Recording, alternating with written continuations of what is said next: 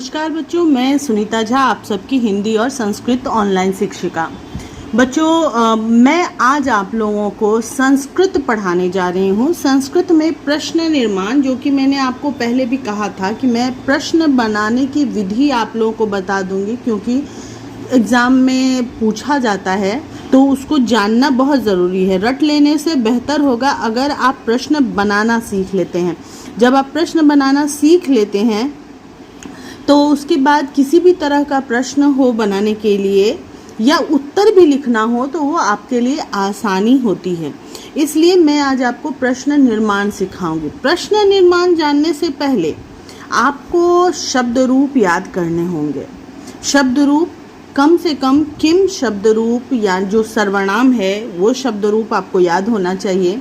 कम से कम आपको अकारांत एक पुल्लिंग, एक आकारांत स्त्रीलिंग और एक अस्मद और युष्मद शब्द रूप, इतना तो आपको कम से कम याद होना ही चाहिए। ठीक है, क्यों याद होना चाहिए वो मैं आपको वीडियो में आगे बता रही हूँ। फिलहाल मैं जो प्रश्न निर्माण बता रही हूँ, यहाँ पे कुछ अव्यय शब्द मैं दिखा रही हूँ, प्रश्न वाले शब्द जो कि अव्यय हैं। जैसे कि कदा, कदा का मतलब होता है कब, यानी कि जब आप किसी से समय के बारे में पूछ रहे हैं, समयवाचक प्रश्न होगा तो वहाँ पे कदा लगाया जाएगा। जैसे त्वं कदा विद्यालयं गच्छसि, अहम प्रातः काले विद्यालयं गच्छामि, त्वं कदा क्रीडनाय गच्छसि, सः कदा दिल्ली नगरम गच्छति। तो इस तरह के जो शब्द हैं, यानी कदा, कहाँ, कब के लिए, कि वह कब दिल्ली जाता है या वह कब दिल्ली जाएगा, तो इसमें हम लोग कब के लिए कदा शब्द लगाना होगा। ये एक समयवाचक प्रश्न है और ये एक अव्यय भी है, यानी कि किसी भी विभक्ति, किसी भी लिंग, किसी भी वचन के साथ कब अगर प्रश्न पूछना है तो कदा ही लगेगा। उसके बाद है कति।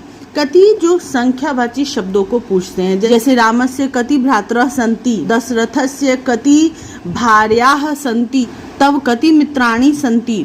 यानी कि जो प्रश्नवाचक शब्द हैं उसमें अगर हम किसी से संख्या पूछने जाते हैं तो उसमें चाहे वो एक हो चाहे बहुवचन में हो, प्रश्न उसमें कति ही लगाया जाएगा। अगर आपके एक बहन है और आपसे किसी ने पूछा है, किसी को पूछना है कि तुम्हारे कितने भाई हैं, तो वहाँ पर भी कति शब्द का ही प्रयोग होगा। और अगर आपके बहुत सारे दोस्त हैं और उसके लिए पूछा गया है कि तब कति मित्राणि सन्ति, तो वहाँ पर भी बहुवचन के लिए भी कति शब्द का ही प्रयोग होगा। तो कति जो है ये चाहे एक संख्या के लिए पूछा जाए या बहुत संख्या के लिए पूछा जाए, कति का ही प्रयोग होगा। संख्या बताने के लिए, संख्या पूछने के लिए कति शब्द का प्रयोग होता है। उसके बाद है कथम, यानी कैसे, वह कैसे बोलता है, स कथम वदति, वह कैसे स्कूल जाता है, स कथम विद्यालयम गच्छति, तुम कैसे भोजन बनाते हो, त्वं कथम भोजनम पचसि। इस तरह से कथम यानी कैसे प्रश्न किया जाएगा। ठीक है, उसके बाद है किमर्थम। ये अव्यय शब्द जो है जिसमें भी अर्थम लग जाता है उसका मतलब है के लिए।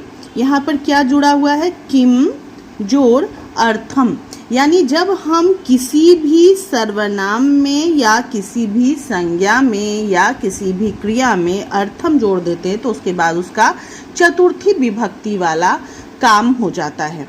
जैसे किम अर्थम, किस लिए, एतद अर्थम, इसलिए, क्रीडनार्थम, खेलने के लिए। तो जहाँ पे भी अर्थम शब्द लगेगा उसका मतलब है के लिए। ठीक है, इसका मतलब है अर्थ शब्द, अर्थम के लिए यहाँ पे अर्थ होगा के लिए। ठीक है, तो जब हम किसी से प्रश्न पूछने जा रहे हैं कि त्वं क्रीड़ा क्षेत्रम किमर्थम गच्छसि, त्वं किमर्थम पठसि, सः किमर्थम दिल्ली नगरम गच्छसि, त्वं किमर्थम मातरम आह्वयसि, तुम किस लिए माँ को बुला रहे हो।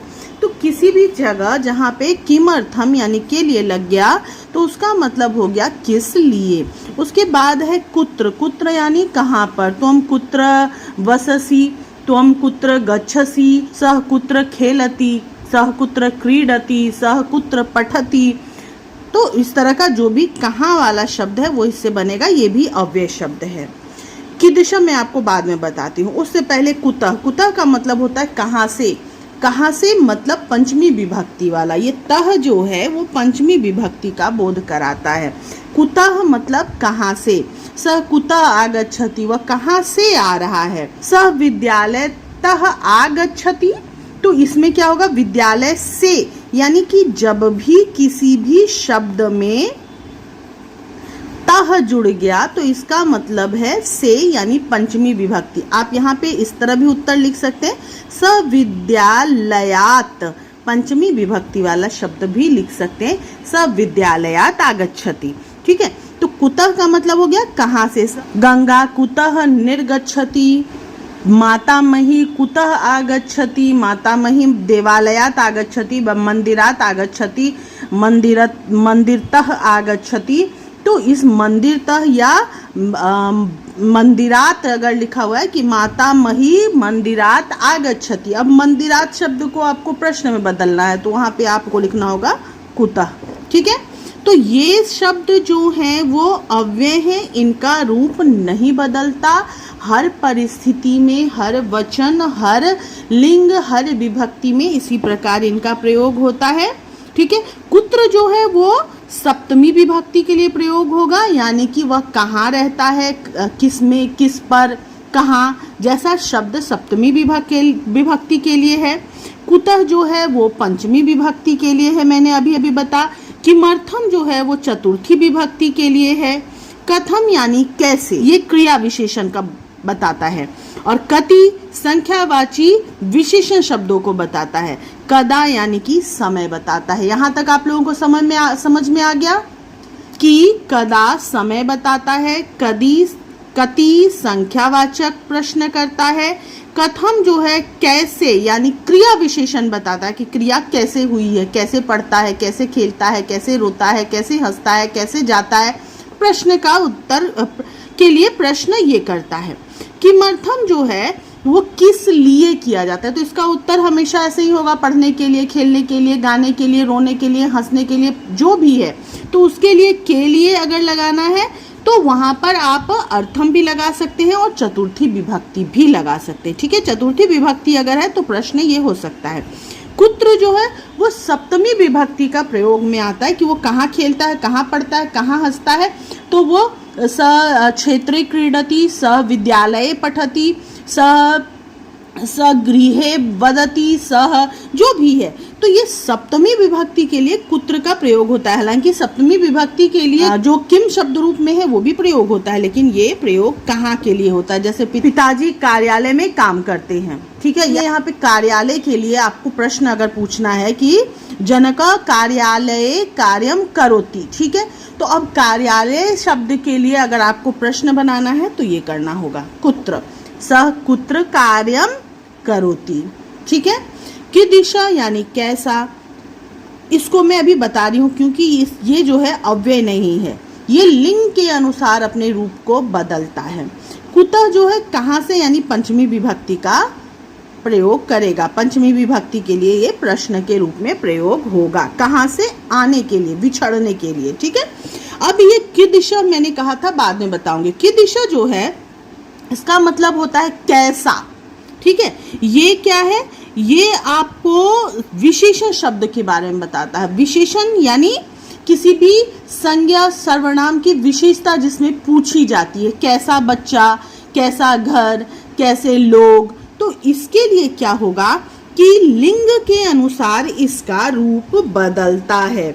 जैसे कीदृशः जो है वो है पुल्लिंग शब्द के लिए, कीदृशः बालकः, कीदृशः वृक्षः, कीदृशः जनः, कीदृशः साधु, कीदृशः ऋषि। तो जो भी पुल्लिंग शब्द हैं उनके लिए कीदृशः शब्द का प्रयोग होगा, कैसा। ठीक है, उसके बाद जब नपुंसक लिंग शब्द है, जैसे मित्र है, पुस्तक है, कलम है, तो इन शब्दों के लिए हो जाएगा कीदृशम्। ठीक है, कीदृशम् मित्रम, कीदृशम् फलम, कीदृशम् जलम, कीदृशम् गृहम, कीदृशम पुस्तकानि, कीदृशानि पुस्तकानि, कीदृशानि कलमानि। यानी जैसे ये लिंग बदलेगा, जैसे ये वचन बदलेगा, उसके हिसाब से इसका भी रूप बदलेगा। कीदृशः बालकः, कीदृशाः बालकाः, कीदृशः जनः, कीदृशाः जनाः। इस तरह से इनका वचन के अनुसार भी रूप बदलेगा, लिंग भी और वचन भी। उसी तरह जब स्त्रीलिंग शब्द होगी, जैसे लता, कीदृशी, कीदृशी लता, कीदृश्यो लते, कीदृश्यः लता। यानी कि जैसे ही स्त्रीलिंग शब्द आएंगे तो उसके अनुसार इसका रूप बदल जाएगा। ठीक है, जैसे नदी शब्द रूप चलता है ना इकारांत, उस हिसाब से। ठीक है, कीदृशी लता, कीदृशी महिला, कीदृशी बालिका, कीदृशी कलिका, कीदृशी तुलिका, तो ये सारे शब्द स्त्रीलिंग के रूप में चलेंगे। ठीक है, यहाँ देखिए मैं स्त्रीलिंग, पुल्लिंग और नपुंसक लिंग तीनों लिंगों के लिए मैंने तीनों लिंगों में और तीनों वचनों में कीदृश शब्द को लिख दिया है। ठीक है, और किस तरह से उसको प्रयोग करना है वो भी एक एक लिख दिया है। बाकी उदाहरण आप लोग जोड़ सकते हैं इसमें इसी तरह से। ठीक है, ये तो थे बच्चों अव्ययों के साथ, यानी जो प्रश्न वाले शब्द पहले से निर्मित हैं उनके साथ वाक्य बनाने का तरीका, प्रश्न बनाने का तरीका। लेकिन आपको कुछ प्रश्न जो होते हैं वो विभक्तियों के अनुसार बनाने पड़ते हैं, जैसे किसको, किस में, किस पर, किसके लिए, किसका। इस तरह का अगर प्रश्न बनाना होगा तो उसके लिए आपको विभक्ति की ज़रूरत होगी। और उसके लिए आपको किम शब्द रूप, ये एक सर्वनाम शब्द रूप है जिसको कि आपको याद करना ही पड़ेगा। तो किम का ना तीनों लिंगों में अलग अलग शब्द रूप चलता है। खैर पुल्लिंग में और नपुंसक लिंग में करीब करीब एक जैसा होता है, सिर्फ प्रथमा और द्वितीय विभक्ति जो है वो अलग होते हैं, वो मैं भी आपको दिखा दूंगी। लेकिन पुल्लिंग में इस तरह से चलता है सर्वनाम शब्द रूप किम का, जैसे कह मतलब कौन, कौ कौन दोनों, और के कौन सब। अर्थ आप ध्यान से देखिएगा क्योंकि स्त्रीलिंग में भी अर्थ सेम ही होंगे, सिर्फ ये बदला हुआ होगा संस्कृत वाला। कम मतलब किसको, केन मतलब किसके द्वारा, कसमय किसके लिए, कस्मात किससे अलग, यानी से यानी अलग होने वाले में, कस से किसका, कस्मिन किस में, किस पर, कहाँ, कब भी इसमें आ सकता है। ठीक है, उसी तरह कौ कौ, काभ्याम काभ्याम, काभ्याम कयो कयो, इनका भी अर्थ यहाँ पर दिया हुआ है। ठीक है, ये बिल्कुल अर्थ इसी तरह स्त्रीलिंग में भी होंगे, जो कि मैं भी आपको दिखा दे रही हूँ। स्त्रीलिंग शब्द रूप देखिए किम का, तो इसका भी का मतलब है कौन, और किस, किसको, किससे, किसके लिए, किस से अलग होने के लिए, किसका, किसकी, किसके, किस में, किस पर। उसी तरह से किन का, किन में, किन से, किसके लिए, इस तरह से यहाँ पर है अर्थ सेम है, बस शब्द अलग है। ये स्त्रीलिंग के हैं, स्त्रीलिंग शब्दों के लिए लगाया जाएगा। ठीक है, उसके बाद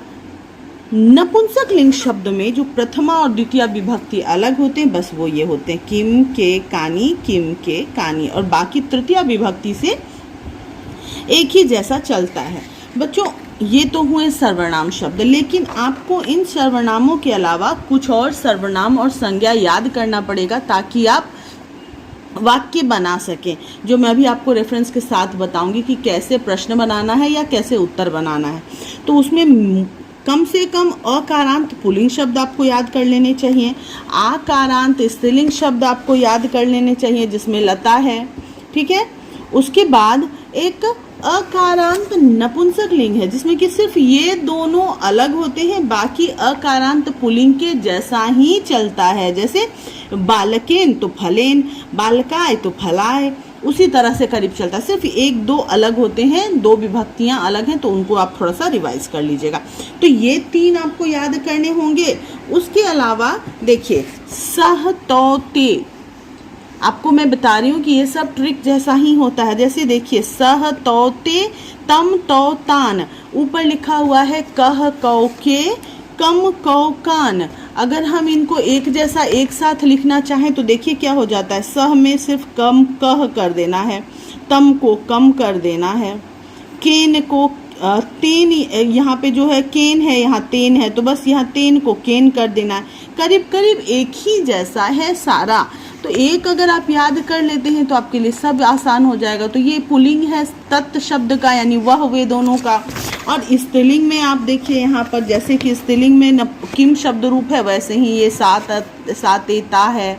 ठीक है, मतलब करीब करीब एक जैसा है। इनके अलावा आपको याद करना होगा अस्मद शब्द रूप, यानी मैं उत्तम पुरुष वाले, मैं, हम दोनों, हम लोग, ये हो गया मैं, तो ये हो जाएंगे मुझको, ये हो जाएगा मुझसे, ये मेरे लिए, ये मुझसे अलग होने के लिए, ये मेरा, मेरी, मेरे, और ये मुझ में, मुझ पर। उसी तरह यहाँ पे आ जाएगा हम, हमको, हमसे, हमारे लिए, हमसे अलग होने के लिए, हम, हमारा, हमारी, हमारे, हम में, हमसे। तो इस तरह से अर्थ है। उसी तरह यहाँ युष्मद यानी तुम, तुमको, तुमसे, तुम्हारे लिए, तुमसे अलग होने के लिए, तुम्हारा, तुम में, तुम पर। उसी तरह तुम सब के लिए यहाँ पे बहुवचन में। तो इतने शब्द रूप अगर आप याद कर लेते हैं तो आपके लिए ईजी हो जाएगा प्रश्न बनाना भी और प्रश्न का उत्तर बनाना भी। जैसे मान लीजिए कि आपसे ये कहा जा रहा है कि इसका आपको उत्तर प्रश्न बनाना है, इसमें सीता के जगह पे आपको प्रश्न वाले शब्द जोड़ने हैं, या इसके जगह पे प्रश्न वाला शब्द जोड़ना है, या यह इसके जगह पे आपको प्रश्न वाला शब्द जोड़ना है। ठीक है, तो आपको जानना होगा कि सीता कौन सा पुरुष कौन सा वचन में है, कौन से लिंग में है, तभी आप उसके हिसाब से यहाँ पे सर्वनाम भी लगा सकते हैं। तो सीता चूंकि स्त्रीलिंग है तो यहाँ पे हो जाएगा का रामस्य भार्या आसीत, या सीता रामस्य का आसीत। ठीक है, उसी तरह राम कस्य पुत्र आसीत, तो राम दशरथस्य पुत्र आसीत। तो जो षष्ठी विभक्ति यहाँ पे है तो उत्तर भी षष्ठी विभक्ति में ही होगा। इस बात को ध्यान रखिएगा कि प्रश्न अब जिस विभक्ति जिस वचन में होगा, उत्तर भी उसी विभक्ति उसी वचन में लिखा जाएगा, उसी लिंग में लिखा जाएगा। तो कस्य है तो दशरथस्य ही होगा।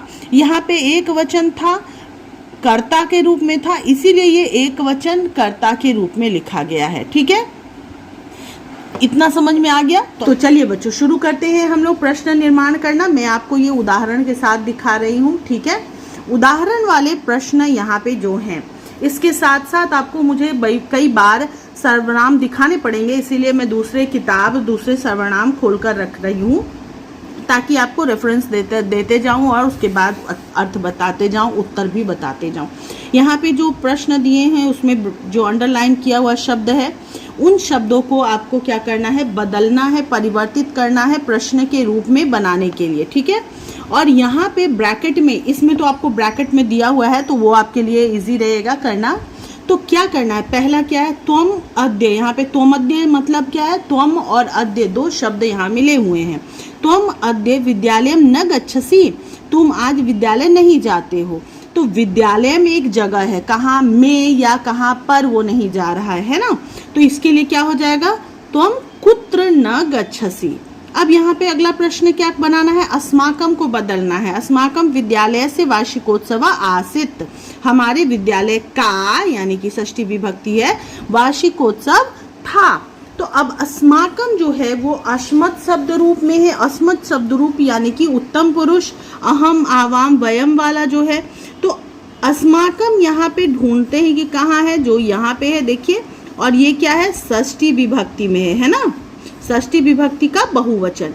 अब षष्ठी विभक्ति का बहुवचन अगर वाक्य में दिया हुआ है और उसी को हमें परिवर्तित करना है तो हम इसमें भी षष्ठी विभक्ति बहुवचन को ढूंढेंगे किम शब्द रूप में, जो कहाँ पे मिलेगा, षष्ठी विभक्ति देखिए, और इसी के बहुवचन में आते हैं। तो ये क्या है, केशाम।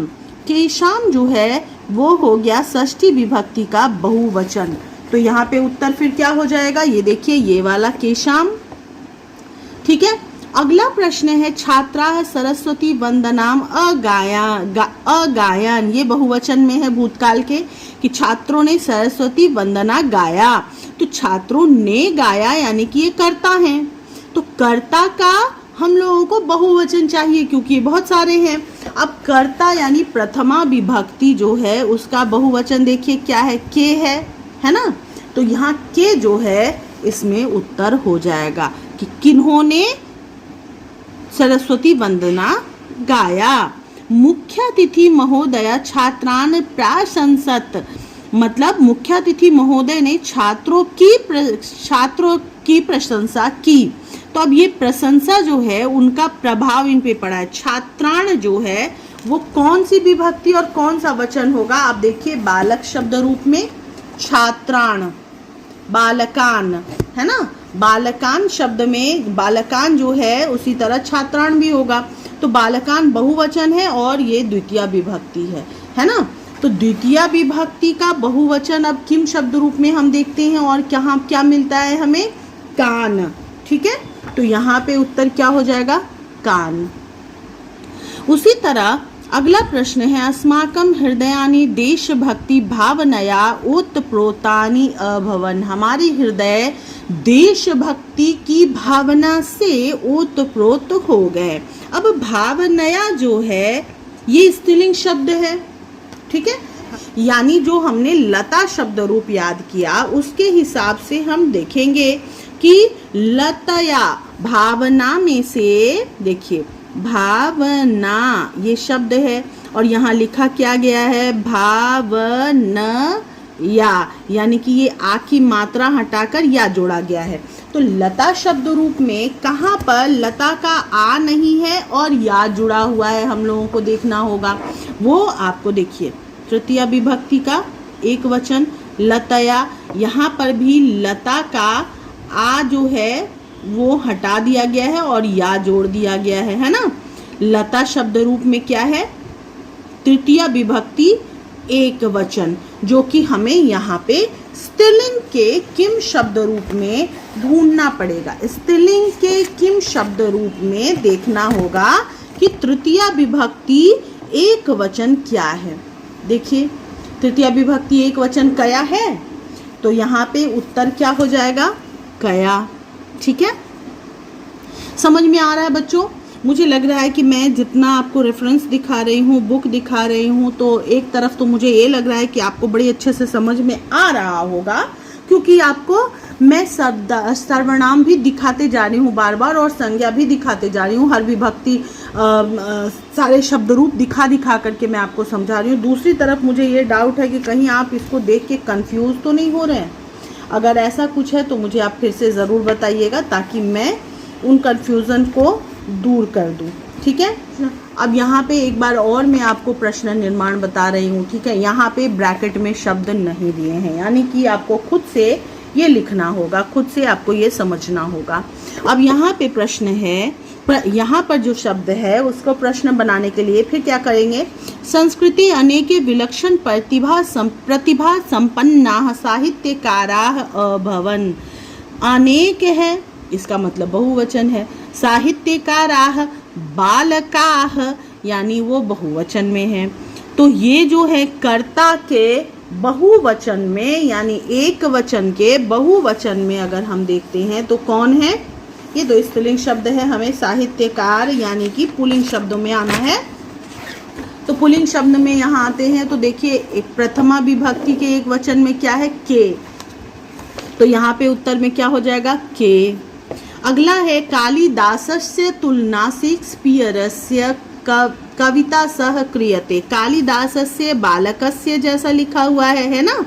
तो बालकस्य जो है वो कौन सी विभक्ति है, षष्ठी विभक्ति है, एक वचन है। तो उसी तरह हम लोगों को क्या करना है कि किम धातु रूप के षष्ठी विभक्ति एक वचन को चुनकर यहाँ पे लिखना है। देखिए किम धातु रूप जो है उसका षष्ठी विभक्ति जो है उसका एक वचन क्या है, कस्य है, एक वचन है ना। तो ये कस्य जो है यहाँ पे उत्तर में हो जाएगा, है ना। और लेकिन आपको क्या करना है, पूरे वाक्य में लिखना। मैं तो आपको समझाने के लिए इस तरह से लिख रही हूँ ना। अब मैंने बताया था आपको विद्वांसः ताम शास्त्रार्थे जे तुम ना शक्नुवन। शास्त्रार्थे, ठीक है, शास्त्रार्थे जैसे कि बालके है तो बालके शब्द कौन सा विभक्ति में आएगा? बिल्कुल सही सोच रहे हैं आप, सप्तमी विभक्ति में आएगी बालके शब्द, एक वचन, सप्तमी विभक्ति के एक वचन में, है ना, देख रहे हैं। तो उसी तरह यहाँ पर सप्तमी विभक्ति के एक वचन में अगर हम आएंगे तो क्या देखते हैं यहाँ पे? कस्मिन, ठीक है, कस्मिन यानी किसमें, तो यहाँ पे उत्तर हो जाएगा कस्मिन। अगला प्रश्न है, रात्रौ उष्ट्रम गच्छन्तं दृष्ट्वा कालिदासः हर्षेण अवदत्। रात्रौ ईकारांत स्त्रीलिंग शब्द है, ठीक है। तो अब यहाँ पे जो है रात में, रात को ऊंट को जाते हुए देखकर कालिदास ने हर्ष से कहा, खुशी से कहा, तो यहाँ पे कदा हो जाएगा, ठीक है। कदा यानी कब, उन्होंने कब देखा था, ठीक है, जो कि मैंने आपको अभी शब्द बताए थे ना, अव्यय शब्द प्रश्न वाले, कदा, कदा, कति, कुत्र, उसमें से कदा यानी कि कब, यहाँ पे प्रश्न बन जाएगा। सः त्रीणि काव्यानि अरचयत। सः त्रीणि काव्यानि अरचयत। त्रीणि यानी कि तीन, यानी कि ये संख्या है। संख्या के लिए मैंने अभी अभी आपको बताया था ना, कति शब्द जो है वो संख्याओं के लिए लिखा जाता है। तो सः कति काव्यानि अरचयत, ठीक है। प्रश्न बन गया आराम से, क्योंकि हमें अव्यय शब्द याद हैं और उन अव्यय शब्दों को याद करना ही पड़ेगा। नहीं याद करेंगे तो फिर ना तो हम प्रश्न बना सकेंगे और ना ही हम उत्तर बना सकेंगे। मान लीजिए कि यहाँ पर तो आपको प्रश्न निर्माण के लिए दिया गया है, लेकिन अगर उत्तर लिखने के लिए दिया जाएगा कि सः कति काव्यानि और रचयत, तो कति का अर्थ तो आपको पता होना चाहिए ना, तभी आप लिखेंगे कि सः त्रीणि काव्यानि और रचयत।